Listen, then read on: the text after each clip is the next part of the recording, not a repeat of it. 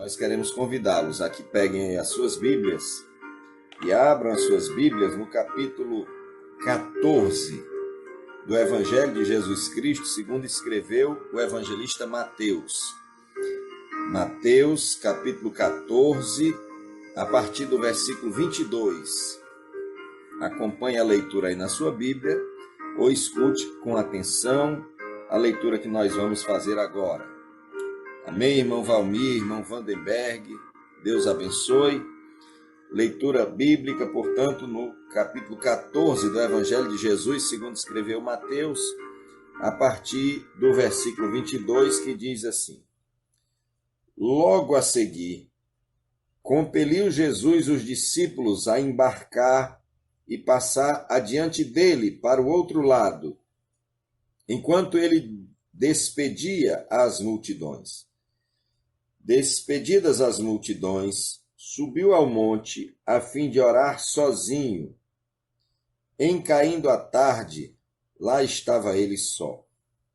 Entretanto, o barco já estava longe, a muitos estádios da terra, açoitado pelas ondas, porque o vento era contrário. Na quarta vigília da noite, foi Jesus ter com eles, andando por sobre o mar. E os discípulos, ao verem-no andando sobre as águas, ficaram aterrados e exclamaram: É um fantasma! E, tomados de medo, gritaram. Mas Jesus imediatamente lhes disse: Tende bom ânimo, sou eu, não temais. Respondendo-lhe Pedro, disse: Se és tu, Senhor, manda-me ter contigo por sobre as águas. E ele disse: Vem.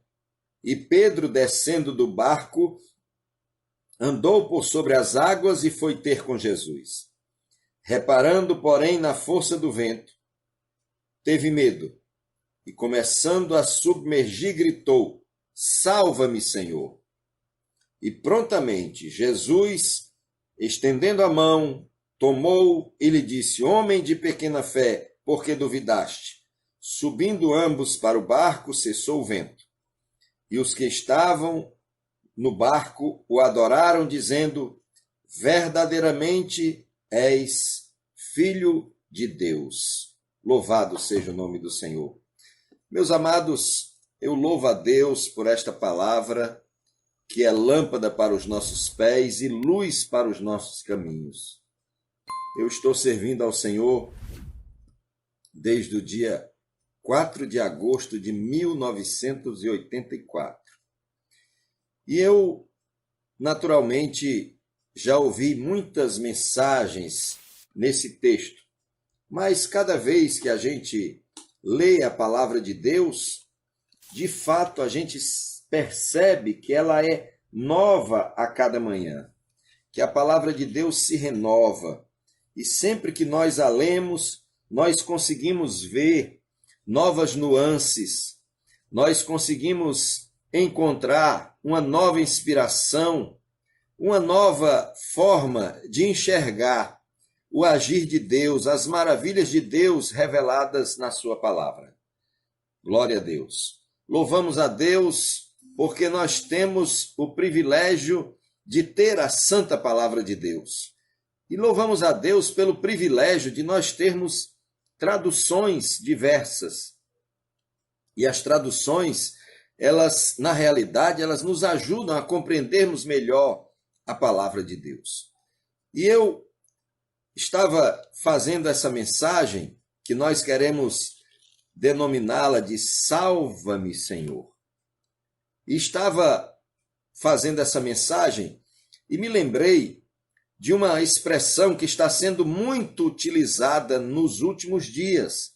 Certamente a irmã Luiziane, o irmão Wellington, o irmão Guilherme Júnior já devem ter ouvido essa mesma expressão, que foi bastante contestada quando as pessoas diziam: fique em casa, fique em casa. E outros diziam assim: nós estamos no mesmo barco. Imediatamente alguém com inteligência contestou que nós não estávamos no mesmo barco. Nós estamos talvez no mesmo mar, mas uns estão em iates, outros estão em lanchas, outros estão em canoas. Nós estamos no mesmo mar, nas mesmas dificuldades, na mesma tormenta. Porém, cada um de nós está em barcos diferentes. A forma como nós enfrentamos as dificuldades, as tribulações da vida, com certeza são diferentes. Embora o sol nasça para todos, existem aqueles que têm como comprar um chapéu, um protetor solar, existem aqueles que podem usar aquela roupa anti-UV. Então, o sol nasce para todos, mas a maneira como nós enfrentamos o sol, ela vai ser diferenciada de acordo com as nossas condições. Então, nós muitas vezes encontramos pessoas que estão passando por dificuldades, isso acontece demais nos sepultamentos, e a gente, até numa tentativa de ser solidário, às vezes a gente diz assim: eu sei o que você está passando, eu sei o que você está sentindo, eu também já perdi meu pai, eu também já perdi minha mãe, eu também já perdi um familiar, e a gente ousa dizer: eu sei o que você está passando. Não é verdade, porque cada um de nós reage de forma diferente. Então, a gente pode até imaginar que a pessoa esteja sentindo uma dor parecida com a nossa, mas nós não sabemos exatamente como aquela pessoa está se sentindo. É uma força de expressão, eu sei o que você está passando, mas é preciso que a gente lembre disso, que as dores se manifestam de maneiras diferentes. As pessoas reagem diferentemente às dores que passam. Então, nós louvamos a Deus porque existe a palavra de Deus, que é lâmpada para os nossos pés. E eu sempre digo isso, que eu ouvi certa vez um pastor dizer que a palavra de Deus é como um carro moderno. Os carros modernos têm luz baixa e luz alta. Eu estou dizendo isso para a gente mais vivida, porque antigamente os carros só tinham uma luz só. Hoje em dia tem luz baixa, tem farolete, né? Uma série de recursos. Então, a lâmpada é aquilo que alumia os nossos pés. Eu nasci no interior e no interior a gente andava, então, às vezes, alguém andava com duas lanternas. Um ele alumiava o caminho lá na frente e outro ele alumiava embaixo para a gente não pisar numa cobra, para não pisar num buraco, para não pisar num toco. A palavra de Deus ela é lâmpada para os nossos pés, ela mostra a situação que nós estamos vivendo hoje e ela é luz para o nosso caminho, ela nos mostra como será o futuro. No texto que nós acabamos de ler, nós vamos ver uma figura que normalmente é a alegria de muita gente. Porque esse apóstolo Pedro, né? Esse apóstolo Pedro, ele é uma alegria para muita gente. Porque a sua humanidade, ela é mostrada pela Bíblia com riqueza de detalhes. E quando eu falo de humanidade, eu estou falando da sua maneira de ser um homem falho, da sua maneira de cometer erros. Então, quando nós vemos Pedro, com certeza vai dar filme, né? Quando a gente começa a ler sobre Pedro, a gente diz, vai acontecer alguma coisa e ele vai ser o protagonista. Não é à toa que Pedro é citado em muitos textos da Bíblia, porque ele era uma pessoa ousada, ele era uma pessoa corajosa, uma pessoa impetuosa e, portanto, ele era muitas vezes o protagonista de coisas desastrosas, mas através de Pedro também vieram coisas maravilhosas, de forma que nós nos alegramos quando nós lemos a palavra de Deus e ela fala a respeito de Pedro, porque a gente pode aprender com os erros dele e não cometer os mesmos erros. O texto que nós acabamos de ler, ele fala de um acontecimento que se deu no lago de Genezaré, ou Mar da Galileia. É interessante a geografia de Israel, porque o coronel Guilherme Júnior já esteve em Israel e ele sabe disso, e outros irmãos que nos assistem também. Jerusalém é a capital de Israel e a Galileia é um dos seus estados, né? uma das suas regiões, e na Galileia existe um lago enorme, chamado Lago de Genezaré, que, segundo os estudos, ele tem a largura máxima de aproximadamente 13 metros e tem um comprimento de cerca, perdão, metros não, quilômetros, cerca de 13 quilômetros na sua largura máxima, e uma largura média de 10 metros, e um comprimento máximo de 19 quilômetros e 19 a 18 quilômetros, a depender da quantidade de água. E por conta disso, esse Lago de Genezaré é chamado de Mar da Galileia, ou mesmo Lago de Genezaré. Muito bem. Então, esse lugar, esse espaço físico, esse sítio geográfico, foi o palco desse acontecimento que nós acabamos de ler no capítulo 14 do Evangelho segundo escreveu Mateus. E nós vamos ver, então, que aquele acontecimento sucedeu um milagre de Jesus extraordinário, que foi a multiplicação de pães e peixes. E a Bíblia diz, a partir do verso 22, logo em seguida se referindo à multiplicação dos pães, onde Jesus tinha alimentado cerca de 5.000 homens, além de mulheres e crianças. Então, logo em seguida, Jesus, em uma tradução diz assim, compeliu, foi a que eu li. Em outra tradução diz, logo em seguida, ordenou Jesus que os seus discípulos entrassem no barco e fossem adiante para o outro lado, enquanto ele despedia a multidão. Os comentaristas da Bíblia dizem que Jesus assim fez, pastor Furtado aí no Itapajé e todos os irmãos aí, porque Jesus sabia da intenção do povo de querer elegê-lo como um grande líder revolucionário e para se contrapor ao exército de Roma. E Jesus já havia deixado muito claro, o meu reino não é deste mundo, o meu reino não é político. Nós precisamos entender isso. Nós estamos aqui, irmãos, com uma missão especial. O reino de Jesus não é um reino político, é um reino espiritual. Então, Jesus sabia disso, e esse episódio se deu. E ao final da tarde, diz a Bíblia Sagrada, Jesus estava só, despediu a multidão, despediu seus discípulos, subiu ao monte para orar. E aí o que estava acontecendo? Estava acontecendo que aqueles homens e mulheres estavam voltando para suas casas e os discípulos estavam da mesma forma voltando para sua casa através da via marítima, né? No caso, não marítima no sentido de mar, mas porque era o mar da Galileia. Muito bem, louvado seja Deus. E ali estava, Jesus estava orando e os seus discípulos navegando. E Jesus os deixou, e a Bíblia começa a registrar um acontecimento muito interessante, que foi justamente o fenômeno que não era incomum no lago de Genezaré, no mar da Galileia, que era a ventania. Porque do lado de onde vem o Rio Jordão, né, existe o famoso monte que é coroado de neve, aquele monte lá do Salmos 133, o monte do Hermon. Então, lá em cima é gelado, e aí o que acontece? O mar da Galileia, ele fica a 200 metros, abaixo do nível do mar.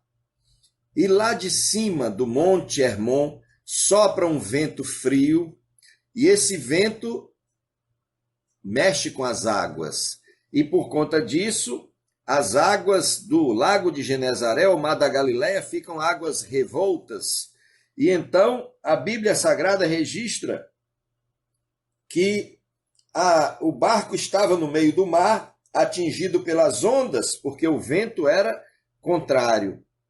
A Bíblia diz que aqueles homens, portanto, estavam navegando, eles estavam sob as ordens de Jesus. Jesus disse que eles fossem navegando.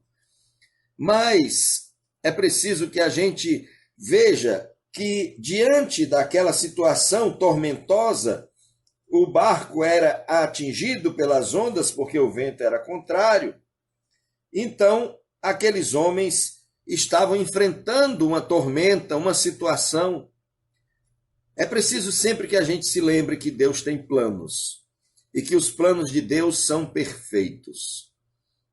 Todas as vezes que nós estivermos dentro do plano de Deus, nós podemos ficar tranquilos. Quando nós dizemos que o plano de Deus é perfeito, de modo algum nós estamos dizendo que não haverá tormentas. Quando Jesus ordenou que os seus discípulos tomassem o caminho do mar e navegassem no mar da Galileia, ele não estava dizendo para eles que não haveria tormenta. Jesus nos adverte que nós no mundo teremos aflições, nós teremos tribulações, mas Jesus diz que nós devemos ter bom ânimo. E justamente ele estava ali orando e os seus discípulos navegando no mar da Galileia. E a Bíblia Sagrada diz que as ondas estavam açoitando o barco estava sendo atingido pelas ondas, pelo vento contrário. E os irmãos, lembrem-se, os discípulos haviam saído ainda, era de dia, e eles estavam navegando, e quando você navega com vento contrário, a velocidade é bem diferente, né? É bem menor, e eles estavam, portanto, se movendo ali no mar da Galileia, e a Bíblia diz que na quarta vigília da noite, portanto, irmãos, a quarta vigília da noite, a que a Bíblia se refere, é justamente o período que vai entre as 3 horas da madrugada até as 6 horas da manhã, melhor dizendo. A noite é dividida em 4 vigílias. Na linguagem bíblica, quando fala a primeira vigília é de 6 horas da tarde, né, até as 9 da noite. Segunda vigília, de 9 da noite até meia-noite. Terceira vigília seria de meia-noite às 3 da manhã, e de 3 da manhã até as 6 da manhã seria a quarta vigília. Portanto, era aproximadamente 3 horas da manhã, da madrugada. E a gente sabe que nesse horário, se já não bastasse o vento forte, as ondas, esse horário é o horário da maior escuridão da noite. E então, o que estava acontecendo? Os discípulos viram de repente um personagem que vinha caminhando sobre as águas. E esse personagem causou neles o medo. Os discípulos, diz assim no verso 25, na quarta vigília da noite, dirigiu-se Jesus a eles, andando por sobre o mar. Os discípulos, vendo-o caminhar sobre o mar, assustaram-se, dizendo, é um fantasma, e gritaram de medo. Quando a gente passa por uma situação que nós não temos costume, é comum nós termos medo. Veja, os discípulos tiveram medo. Os discípulos interpretaram aquilo como sendo um fantasma e eles gritaram com medo. Sabe, meus irmãos, diante das dificuldades da vida, diante dos imprevistos da vida, a Bíblia não registra o medo dos discípulos para dizer que eles eram medrosos. A Bíblia o faz porque eles eram humanos. A Bíblia faz porque eles eram pessoas como eu e você. E quando nós nos deparamos com o desconhecido, é perfeitamente normal que nós tenhamos medo. É perfeitamente normal, quando a gente tem medo, que a gente grite, que a gente tenha uma reação. Tem pessoas que desmaiam, mas esses homens apenas gritaram de medo.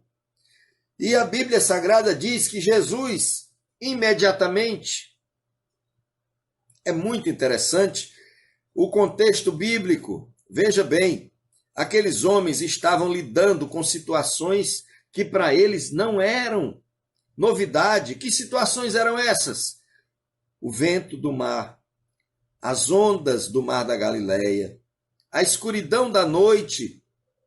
Boa parte desses homens eram pescadores e eles eram acostumados com esses acontecimentos. Porém, agora surgiu uma nova revelação para eles. Irmã Marlúcia, louvado seja Deus. E então, diante daquela nova revelação, Jesus andando sobre o mar, então eles sentiram medo. E quando eles estavam sentindo medo e gritando, então a Bíblia diz, imediatamente, Jesus lhes disse, coragem, coragem, sou eu, não tenham medo, porque diante do desconhecido, é comum que a gente tenha medo, mas diante do desconhecido, se nós estamos na ordem do Senhor, no plano do Senhor, se nós estamos no caminho, nós ouviremos a voz do Senhor dizendo, coragem, sou eu, não tenham medo. Porque, meus amados, o Senhor é aquele que não só nos envia. Existem por aí pessoas que costumam enviar os outros a fazer missão. Pessoas que enviam alguém para fazer determinado serviço. Mas Jesus, ele enviava os seus para fazer alguma coisa que ele havia ordenado, mas ele não os deixava desassistidos. Ele não os deixava desamparados. Ele não os deixava sós. Quando Jesus deu suas últimas palavras aos discípulos antes de ser assunto aos céus, ele disse, ide por todo mundo, pregai o evangelho a toda criatura, quem crê e for batizado será salvo, quem não crê será condenado, e eis que estarei convosco todos os dias até a consumação dos séculos. O plano de Deus é perfeito, a voz de Jesus é inconfundível. Quando aqueles homens naquela escuridão não conseguiram reconhecer Jesus andando sobre as águas, mas quando o Senhor Jesus falou, coragem, sou eu, não tenhais medo, eles reconheceram a sua voz. Eles reconheceram que era Jesus, porque a voz de Jesus é inconfundível. E algo maravilhoso acontece, algo especial acontece. É que quando Jesus se identificou, então Pedro, mesmo reconhecendo a voz de Jesus, ele disse, Senhor, se és tu, manda-me, irei ter contigo sobre as águas. Que maravilha, irmãos! Aqui nós vamos ver um pedido que foi prontamente atendido, porque nem sempre os nossos pedidos são atendidos. A Bíblia diz, se pedirmos alguma coisa segundo a vontade de Deus, ele nos atende. E essa era a vontade de Deus, que é boa, agradável, perfeita. Por isso o Senhor disse, vem. Mas é interessante, irmãos, existem pedidos que não são atendidos. Lá no mesmo evangelho, segundo escreveu Mateus, no capítulo 20 e versículo 21, nós vamos ver aí a mãe dos filhos de Zebedeu pedindo a Jesus, Senhor, quando estiveres no teu reino, permite que os meus filhos, um se assente à tua direita, outro se assente à tua esquerda. E aquela mulher não teve o seu pedido atendido, porque ela estava buscando seus próprios interesses. Mas quando nós vemos Pedro desejando ir para perto de Jesus, e Jesus quer que eu e você estejamos perto dele, sempre que nós fizermos um pedido que foi embasado nesse desejo legítimo de nós querermos estar mais perto do Senhor, se você quer ficar mais perto do Senhor, se você quer pedir alguma coisa, Senhor, me ajuda, que eu quero ficar mais perto de ti, pode ter certeza que ele vai lhe atender. Pode ter certeza que ele vai, sem dúvida nenhuma, se colocar à tua disposição para que você seja alcançado pela graça do Senhor e ele te conceda, pastor, eu queria estar mais perto do Senhor, eu queria ser um homem usado por Deus para ser alguém que leva a mensagem de Jesus, eu queria receber de Deus dons especiais, pode ter certeza. Se for para ficar mais perto de Jesus, ele vai lhe atender. Se você quiser pedir um dom a Deus para que as pessoas olhem para você e digam, olha como esse irmão é uma pessoa cheia do poder de Deus, olha, para você se orgulhar disso, jamais você receberá. Mas se você buscar a Deus e pedir alguma coisa que seja para aumentar a sua comunhão com Ele, para aumentar a sua capacidade de expandir o reino de Deus sobre a terra, com certeza Ele vai lhe conceder. É por isso que lá em Tiago tem um pedido que sempre que você fizer a Deus, Ele vai lhe conceder. Ele diz, quem tem falta de sabedoria, peça a Deus, que a todos dá liberalmente, e não lance em rosto. Porque na medida que nós somos mais sábios, a Bíblia diz, aquele que é sábio ganha almas. Na medida que nós somos mais sábios, nós procuraremos ainda mais estar perto do Senhor, porque o temor do Senhor é o princípio da sabedoria. Mas o Senhor então concedeu a Pedro se achegar, a Pedro ir para perto dele. E a Bíblia diz assim, que depois que Jesus disse, vem, diz, e Pedro, descendo do barco, andou sobre as águas para ir ter com Jesus. Irmãos, eu tenho certeza que Pedro nunca tinha andado sobre as águas. Por mais que ele conhecesse aquele mar, por mais que ele soubesse de tudo que ali estava, talvez ele fosse a pessoa menos indicada para andar sobre as águas, porque ele sabia que o mar era algo perigoso, mas ele tinha tanto desejo de estar mais perto de Jesus, que Jesus disse, venha Pedro, e ele então começou a caminhar sobre as águas. Eu e você temos desejos, eu e você temos aspirações, e a Bíblia diz, agrada-te do Senhor, e Ele te concederá o desejo do teu coração. Sabe, irmãos, muita gente não recebe aquilo que pede a Deus. E Tiago explica, pedis e não recebeis, porque pedis mal, para gastardes em vossos próprios prazeres e deleites. Mas o Senhor deseja atender o desejo do nosso coração. Salmo 37 diz assim, agrada-te do Senhor, e Ele te concederá o que deseja o teu coração. Louvado seja o nome do Senhor. Eu conheço muitas pessoas que se agradaram de Deus e o Senhor concedeu o desejo do coração dessas pessoas. Sabe, irmãos, esses segredos estão na palavra de Deus para que nós nos enchamos de fé e busquemos ao Senhor enquanto se pode achar e o invoquemos enquanto está perto.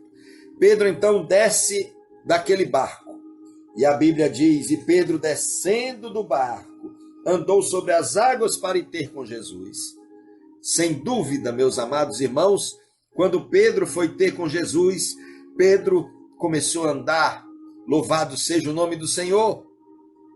E esse registro feito por Mateus é interessantíssimo para nós, porque ele mostra como aquela urgente necessidade de Pedro foi atendida.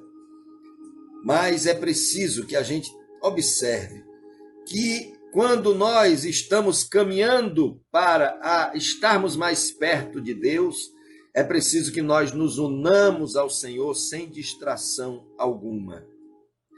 É isso que a Bíblia diz, olhando para Jesus, autor e consumador da nossa fé.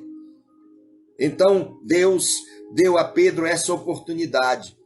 E aí Pedro poderia ter continuado a sua caminhada até encontrar com Jesus, mas a Bíblia diz que Pedro, ao invés de se fixar em Jesus, ele começou a olhar o vento. Veja, diz aqui o versículo de número 30, melhor dizendo, mas observando o vento forte. Sabe, irmã Silvia, irmão Marcos Vinícius, quando Jesus nos convida para andar sobre as águas, nós precisamos ficar olhando para Jesus, nos unirmos a Ele sem distração alguma. Mas Pedro, diz o versículo 30, observando o vento forte. É difícil a gente se concentrar, não é fácil se concentrar. Muita gente faz uma série de coisas ao mesmo tempo. Vocês já devem ter ouvido falar naquela expressão, mestre de tudo, senhor de nada. Aquela pessoa que não faz nada bem feito.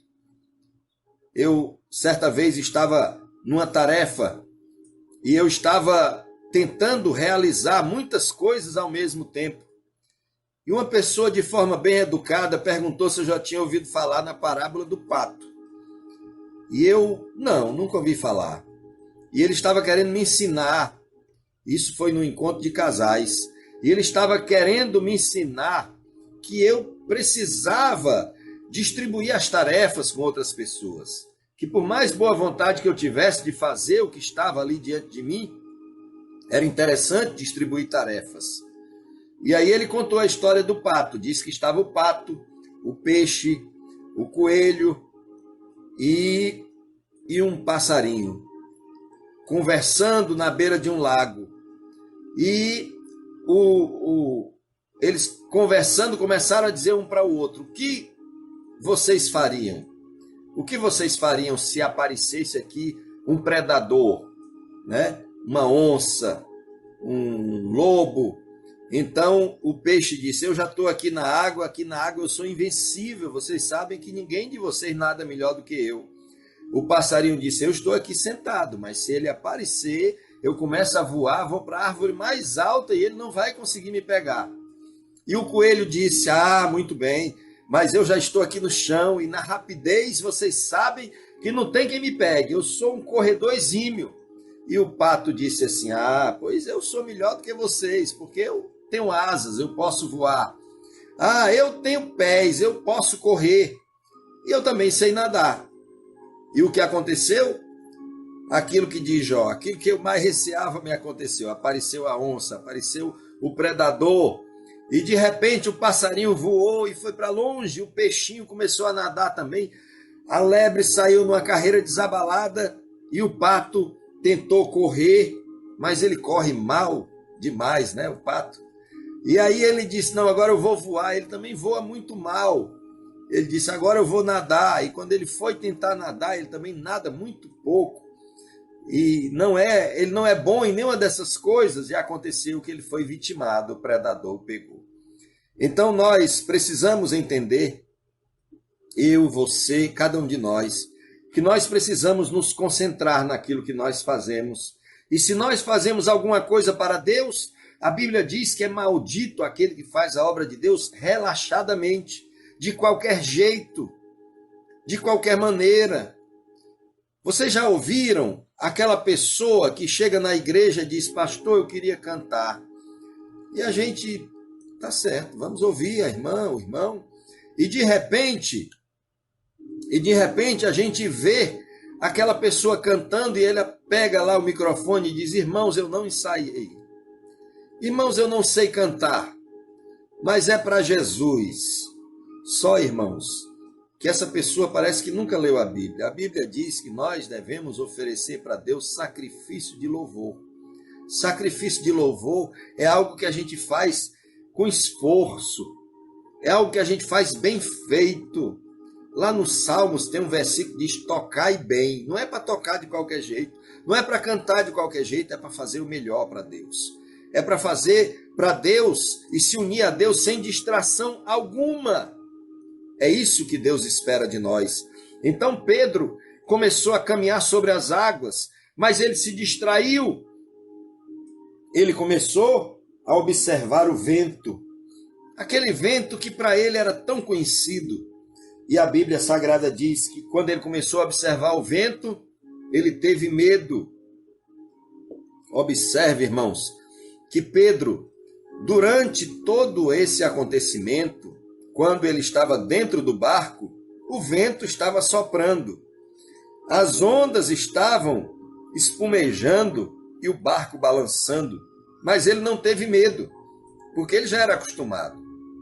Mas agora ele estava numa missão diferente, ele estava andando sobre as águas e até aquilo que era conhecido, ele teve medo. Ele teve medo do vento que ele conhecia. E a Bíblia Sagrada então diz que ele começou a observar o vento forte, teve medo e começou a afundar. Muitos têm afundado ao longo da nossa vida. Muitas pessoas, eles têm observado o vento, ao invés de olhar para Jesus, observam o vento, tem medo. Mas isso pode acontecer com qualquer pessoa. A Bíblia Sagrada diz aquele que está em pé, cuide, não caia. A Bíblia Sagrada, amados irmãos, irmãs, nos exorta a nós sermos vigilantes, a nós estarmos preparados para toda boa obra. Deus não deseja servos despreparados. Ele deseja que nós estejamos preparados. A Bíblia diz que nós devemos estar preparados para dizer a razão da nossa fé. A Bíblia diz para nós estarmos preparados para toda boa obra. É isso que Deus quer de nós, que nós estejamos preparados. Nós devemos fazer as coisas bem feitas. Sabe, amados, quando alguém tira o primeiro lugar em algum concurso, em uma prova, em um trabalho, quando alguém faz um trabalho bem feito, essa pessoa é elogiada. Mas quando a pessoa faz a coisa mal feita, você já pensou? Você é repreendido. E é preciso que a gente lembre que Deus deseja que nós sejamos servos que fazem bem feito. Tudo que nós venhamos a fazer. Você lembra do Salmo 1? A Bíblia diz que tudo quanto fizer prosperará. É isso que Deus deseja de nós. Eu posso ser o porteiro do prédio, eu posso ser o servente de pedreiro, eu posso ser o presidente, o síndico do prédio, eu posso ser o presidente de uma empresa, eu posso ser o varredor da empresa. Eu devo fazer bem feito. Por quê? Porque tudo que eu fizer deve ser para a glória de Deus. Paulo ensina assim, quer comais, quer bebais, quer façais qualquer outra coisa. E em qualquer outra coisa você pode dizer, quer varrendo o prédio, quer administrando a empresa, seja tudo para a glória de Deus. Então, Pedro, ele começou a fazer aquela nova atividade, andar sobre as águas, mas ele, ao invés de olhar para Jesus, ao invés de buscar o principal, ele se embaraçou com o acessório, o vento. E a Bíblia diz que ele começou a afundar. Mas, amados, o cair é do homem, o levantar é de Deus. E Pedro, mesmo afundando, ele se lembrou que ele podia clamar por socorro. E ele disse, Senhor, salva-me.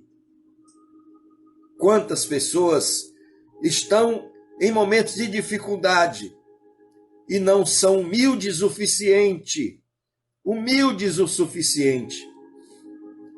em pedir ao Senhor, salva-me, Senhor. Senhor, eu estou numa encrenca tão grande, Senhor. Eu ouvi certa vez a história de um casal de garotos. E esses dois meninos, a mãe saiu de casa, né? Era um menino e uma menina. E eles saiu de casa e deixou os meninos sozinhos. E aqueles dois meninos estavam sozinhos em casa, e criança sozinha em casa quase sempre apronta alguma coisa. E eles então começaram a brincar de bola. E numa dessas brincadeiras com a bola bateu em um jarro que era extremamente caro, extremamente querido para sua mamãe. E então, quando o meninozinho bateu com a bola naquele jarro que ele quebrou, então ele correu, emendou o jarro e pegou e torceu a parte quebrada para trás e ficou tudo aparentemente muito bem. Quando a sua mãe chegou, ela perguntou se tinha havido alguma coisa de errado. Ele disse que não tinha havido nada de errado, e a outra criança concordou também. Acontece que a partir do dia seguinte, quando a mãe dava uma tarefa para aquele menino, ou para a menina, melhor dizendo, ela olhava assim para o irmãozinho dela e ele dizia, não, mamãe, eu faço. Porque ela começou a chantageá-lo. Todas as vezes que era para ela fazer alguma coisa, o menino dizia, mamãe, eu faço. E ela ficou com aquele outro na mão dela, direto. E a mãe percebeu, e a mãe então começou a olhar para a vida daquelas duas crianças, até que um dia a criancinha, o garoto, não aguentou mais, procurou a mãe e confessou a ela tudo o que estava acontecendo. E a mãe disse, meu filho, Eu já sei disso há vários dias. Por que que você não me procurou? Por que que você não foi humilde o suficiente para confessar que precisava de ajuda? Sabe, meus amados amigos, meus irmãos, é preciso que nós busquemos ao Senhor. Quando nós estivermos em situações difíceis, como Pedro estava afundando, ele diz: salva-me, Senhor. Eu e você precisamos ter essa humildade. Nós podemos ter feito coisas que não agradam a Deus, mas chega um momento que a gente tem que dizer: salva-me, Senhor, porque só o Senhor pode nos salvar.